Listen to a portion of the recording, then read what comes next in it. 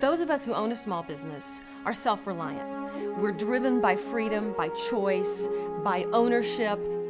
Small business people are optimistic, the kind of optimism that's rooted in a great idea. We can create jobs, we can create wealth, we can make the world a better place.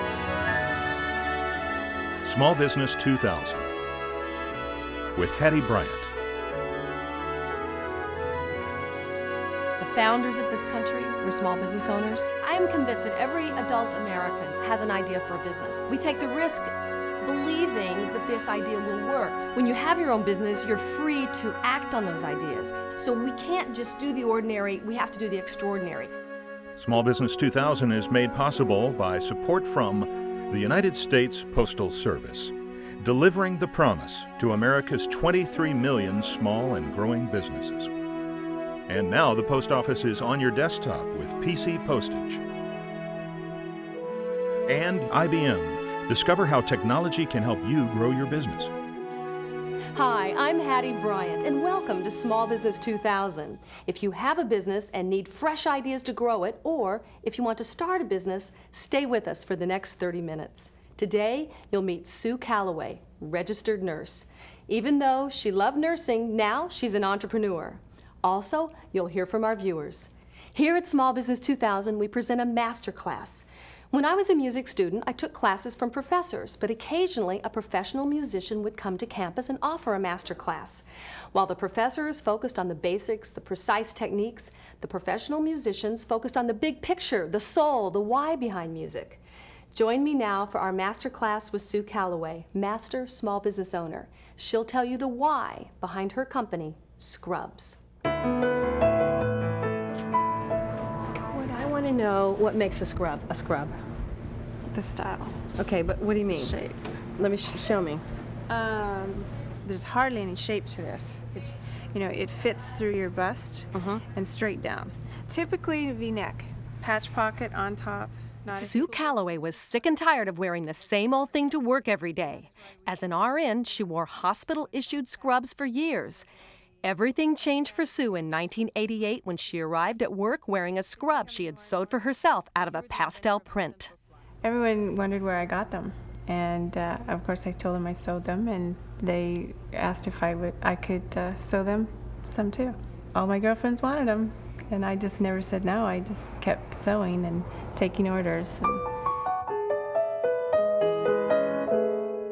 S.C.R.U.B.S stands for Simply Comfortable, Really Unique, Basic Scrubs. They're made of 100% cotton and come in unusual colors and prints. At one time, institutional scrubs came only in white, green, or pale blue and contained polyester. With some imagination, Sue has changed the look and feeling of clothing for millions of healthcare workers. Is this a hot seller? That has been a great seller since the beginning of our business, yeah. It's our flying pigs. You can work in real high stress areas in the hospital, and sometimes it's just when pigs fly, I'll get to it. It's like... Located in the Southern California town of Santee, in just 5 years, S.C.R.U.B.S has grown to 150 employees who handle sales, customer service, and some manufacturing functions, with the sewing outsourced to another small company just a few miles away. So you sewed at home? Mm-hmm. Just out of my bedroom, I would shop the fabric stores and try and get the 50% off sales. Okay, but Sue, as a nurse, you probably made pretty nice money if you calculated per hour. Yes. When you calculated what you were making from doing all this sewing, we're talking like babysitting wages, right? Right, and I wasn't in it for the money. I had my nursing to live on. Sue's first idea was to sell her products to RNs. Now, every type of healthcare worker, including dentists, veterinarians, and physicians, is a prospect. Do school teachers buy these clothes? Yes, definitely. This is wonderful. They have the big pockets so they can carry all their supplies with. Mm-hmm. Or what are these called? Are just a surgical dress. I used to wear these a lot. They're very slim, and when you bring this around, it creates a nice little pleat on you. The hairdressers like to use them for their models and stuff. When did it first occur to you that this could be a business? Probably maybe 2 years into it, we saw that, we could see the orders coming in quicker and more people calling. But we really didn't, I was so involved in just the the sewing of it, that I didn't really focus on the big picture. So I'm thinking of, as a layperson, that those pale green and blue scrubs are cleaner or can become cleaner. Tell me about color and pastels and prints. I mean, is it sanitary? Yeah, when I first started in nursing, I had to wear white. I arrived at work in my street clothes, went into a locker room, and changed into scrubs that I wore from there directly to the unit. And if I was to leave the unit, I wore a scrub gown over them to protect them. So they were really concerned with infection control in that environment. And now it's been proven that it boils down to your hand washing and your contact with patients. So in between your contact with patients, you should be gloving and hand washing appropriately. Don't you think with the loosening of standards, meaning nurses being able to choose what they want to wear, and then also the research about hand washing, that those two factors work together to say the timing was perfect? It has been perfect, definitely. And also, if we didn't have a market where most of the individual nurses had to buy their own, then we would be selling to hospitals and purchasing departments, and they need to look at money and numbers, and they could never afford a 100% cotton scrub. She's been sewing all of her life. As a child, she started to sew, and she always wanted to be a nurse, and nursing is what she does. And when she started this, it was just because she wanted to feel better about herself going to work, and what it's done is it's kind of changed the whole light on the industry. I mean, she's created an entire new side of the business that nobody expected to come. In 1992, Sue's husband, Rocky Cook, convinced her to turn her hobby into a business by partnering with Steve Epstein, a businessman with apparel manufacturing experience. Where are we with the pocket height? If you're going to lengthen the pant, why is the pocket still in the same position? She pulled all these little cute tops out of her bag, and I was like fascinated by them because Rocky had told me for years that she was doing this, but I didn't really have a concept of what it was, and I saw it, and it was just kind of a little bell went off in my head, said this is a good idea. Well, he just, made it obvious, or made it known to me the numbers of healthcare workers in the country. Also, the product is unique, it's different, and it addresses a genuine need in the community. There is a need for something fun in an otherwise morbid business, which healthcare to some degree is. I was in a narrow little picture, and I needed someone out there who had the global picture. We borrowed the money from friends and family. We maxed out all our credit cards. We turned All four of you? All four of us. We turned in vehicles that were paid off, sold vehicles that were paid off, and leased vehicles to just gain the monetary gain. Get the cash. Just get the cash and keep the business going. And this has been a kind of a dice roll from the start. And Steve's basic philosophy when we sat down that day was, we want to run this up the flagpole. We don't want to have a business that we all could have right now and make 50 or 100 grand a year. That's not what we want. We want to see if this thing really has the potential to fly, and that's what we've been doing. This is every turn has been a very large turn. There's been lots of months we've come up to the edge and said, okay, here it is. We either make this work, or we got to go back. And so there's been lots of those kind of days where we didn't know, but every time that we sent it out and the phone started to ring. Thank you for holding. This is Carmela. How may I help? Thank you for calling Scrubs. This is Heather. Can I help you? Your first name. We get about 2,000 a day. And your next item? You need to have everyone's expertise, and there's always a partner out there who has a little bit more to offer to the business. And so now, apparently, the mix is magic. It definitely is. We bring 4 different pieces to the puzzle. And Sue is, in her creative way and also her personable way, the driving force behind it all. I'm kind of just the straw that stirs the drink kind of a deal. Steve is the real business mind. He brought with him computer systems, fabric knowledge, industry knowledge in the garment industry, and Ida, his wife, kind of keeps it together. And she's a personnel specialist. Right, and works in the company also. So I'm liable to be loading the truck one day, the next day dealing with the bank, the following day, stocking the shelves or whatever. I'm kind of, I move around. I do a lot of stuff, including laid all the carpet in the building. All right, so you were willing to give up half of your business.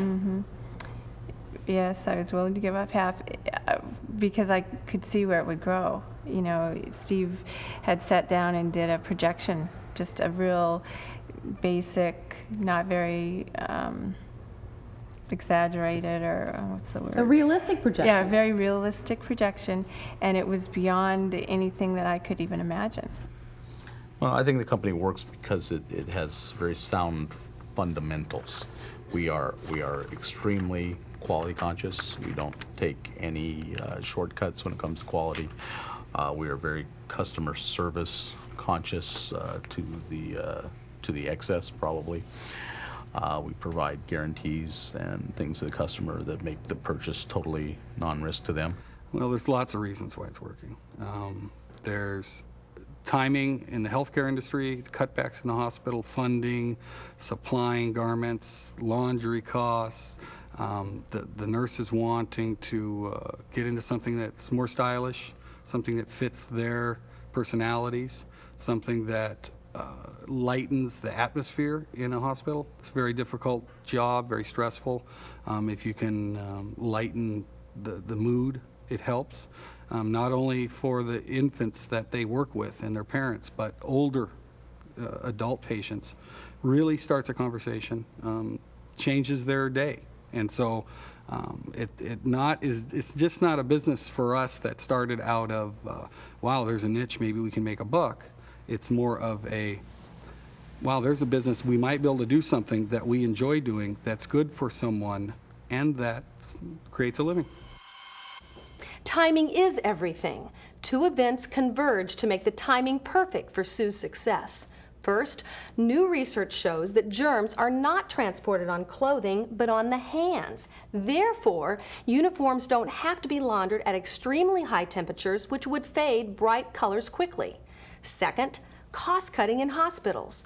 For years, hospital purchasing agents bought uniforms in solid colors with a cotton polyester blend. The polyester gives the uniforms a longer life, and the blends are cheaper than the 100% cotton fabrics used by scrubs. Today, many healthcare professionals have to purchase their own uniforms, so it makes sense that they might want to choose the colors, prints, and fabrics. Sue was in the middle of the healthcare revolution, and she wasn't asleep. You may be working in an industry which is going through dramatic change. Can you harness the change to your own advantage? Can you deliver, as Sue has, the right product at the right time? It's been said that you can make your own timing. However, it makes a lot more sense to build a business with the timing of the market on your side.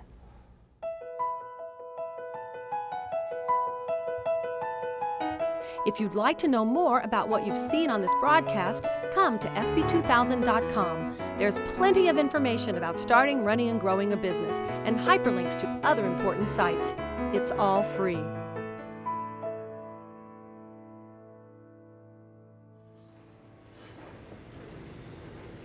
S.C.R.U.B.S is a mail-order business. Words are important, but the potential customer has to see the colors and prints to be able to make the right purchasing decision. Sue, why do you think your catalog is so successful? Oh, because of our different style of artwork Jorge does in our catalog. It's just really unique. We still made everything by hand with watercolor. No, but now for the quantity of the print, for the quantity of the production, we start working with the computer. Melissa Holmes is the first employee Sue hired and is the copywriter for the catalog. And we had asked her to write about a fabric, how a fabric made her feel. And the story she wrote was just wonderful. So she had a job. So you get hired for story writing. That's right. The sky existed in an obscure painting of azure pigment veiled with patches of low cottony clouds establishing themselves threateningly in the west. I had been camping for 3 days now, hiking far into the forgotten backcountry. I wore my favorite jeans. There's just something inherent in every denim garment that possesses a comfort that surpasses any other form of material confinement. With every wash, it looks and feels even better than before. Our denim scrubs are 6.5 ounces of lightweight cotton denim, indigo dyed and bleach washed for a slightly rustic look. Now, does that take you away? It makes me want to buy denim. The actual real creative part of it, the storyline, it doesn't have to relate to nursing at all. We want it to relate to the fabric and pull the people into the fabric. And sometimes I'll take a big 5-yard piece of fabric and wrap myself up in it and try to figure out what it feels like to be in it. I do that a lot. All right, do you think that healthcare professionals read the catalog at their job or at home? Probably a little of both. It's a coffee break kind of sit around, read, but it's great to sit in your living room and just sort of fantasize and read away, and you don't even have to be shopping. You can sit and read all the fantasy. It's like a storybook.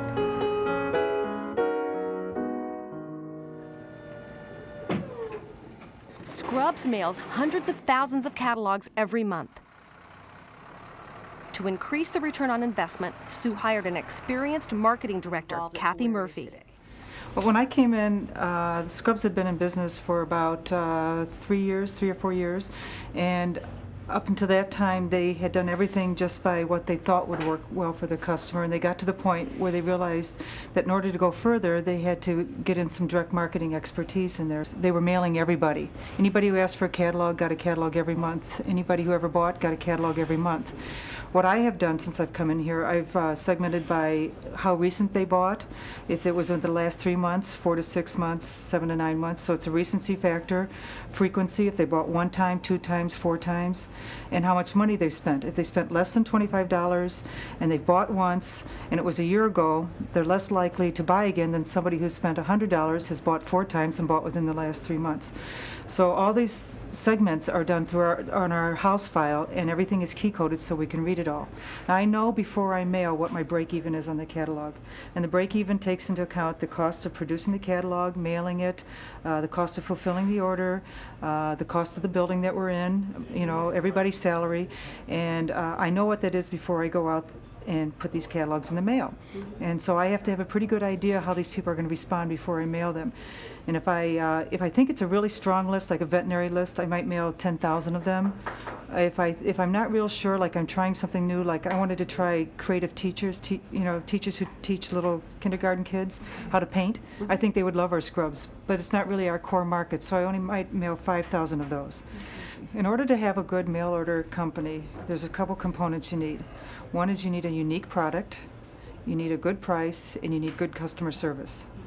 If you have the unique product, if you have a product that everybody has, kind of like, say like a Land's End, they have a lot of fabric, product that doesn't look like it's very unique, but they have made themselves unique through getting out there and telling you they're unique, and they have the best quality and they give the best customer service.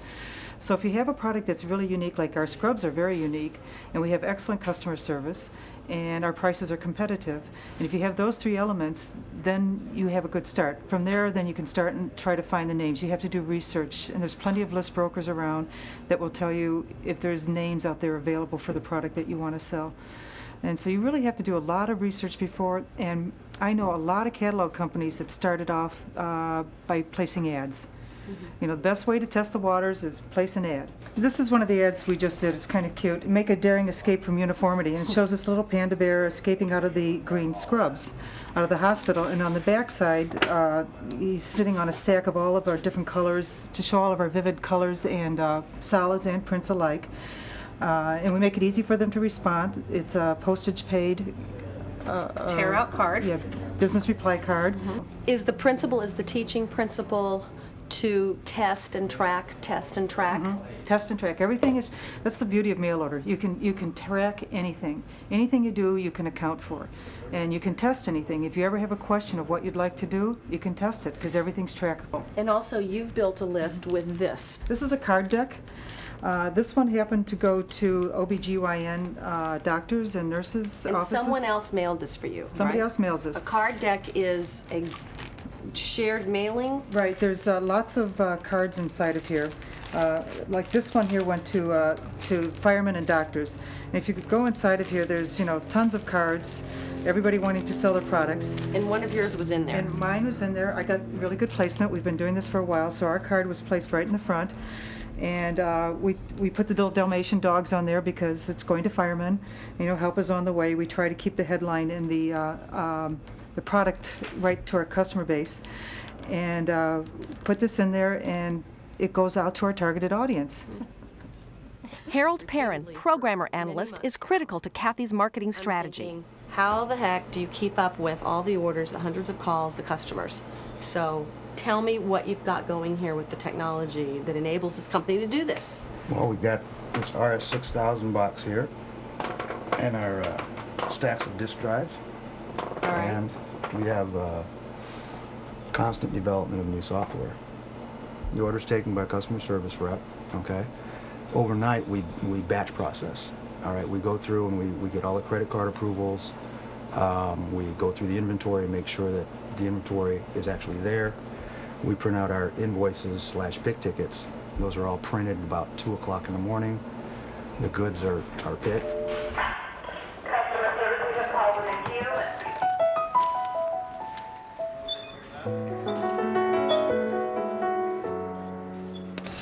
What are you actually doing? Send the area code, the name, the customer's name into the computer. Now, when you zap it, is it also telling the computer that this order is going out to that customer? Yes. S.C.R.U.B.S is a good idea at the perfect time from a person who knew she needed help to grow. Instead of owning all of a little business, now Sue owns half of what is on its way to becoming big. What's in the crystal ball? Quite a bit larger company. It's still going to grow. We're going to expand retail very rapidly. We're going to open a lot of stores. Is this the future? This is part of our strategy, yes. For this year, we've had the first store that's done quite well here, and then we went to a mall and opened up another store, and it's done really well too. So it's proven out that there is a market there as well, because you have your catalog shoppers and you have your retail shoppers. One of the frustrations for buying from a catalog for any customer is not knowing if they're going to love it. Right. Tell me how you've solved that problem. We send a return envelope with the parcel. When you get it, it's postage paid. You just reseal it and drop it in the mailbox. So when they get their parcel, we seal it the first time with this seal right here. And then when they get theirs, they decide, oh, they don't want it. They just write exchange or refund only. It's postage paid. It's priority mail, so we'll get it right away. And then they just reseal it with the second seal. Let's get under the covers here. And that is, a really small business owner might say, I cannot afford to give my customers $3 worth of postage if they don't like this and me pay for them to send it back. I can't afford that. But if you look past that and you see that that customer will order 10 times more in the year maybe, or in the lifetime, then you've got a true customer, and then you will make money on the customer, but you may not make money right away. Mm-hmm. It's like you got to build a strong connection, be there to serve your customer, and they'll come back to you because they know they can come to you and get what they need. So is your greatest joy to walk into a hospital and have a nurse say to you, I love my scrubs? Oh, yes. You're not doing this for the money. No, it was just to make people happy and bring color into their lives. Mm-hmm. You have to choose something that you really love, that you really enjoy doing, because you're going to spend all your time doing it, and it won't matter because you're going to love it. You're just going to wake up thinking it, go to bed thinking it, and you're going to need to spend a lot of hours, long hours, every day. But that won't matter because you're just going to love doing it.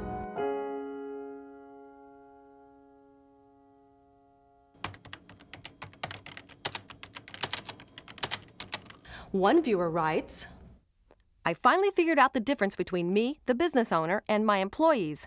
I have a high tolerance for ambiguity, and they don't. They want to know exactly how things are to be done and how things are going to turn out. Anyone who wants to work for themselves must be able to tolerate ambiguity. John Hawkins, Cloud9 Shuttle.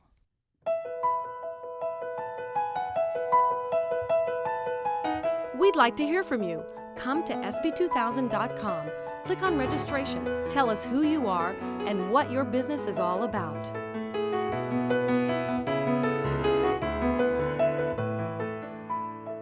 Come back next week to learn from Jimmy Fand. He's a small business owner, but his customers are big. Small Business 2000 is made possible by support from the United States Postal Service, delivering the promise to America's 23 million small and growing businesses. And now the post office is on your desktop with PC postage. And IBM. Discover how technology can help you grow your business. When it's your business, everything matters. Come to SB2000.com for information that will help you grow your business. Learn about developing products, processes, and people to produce profits. There's even help to raise equity or debt capital. It's all free. You have to feel if you don't do this, your life will not be complete.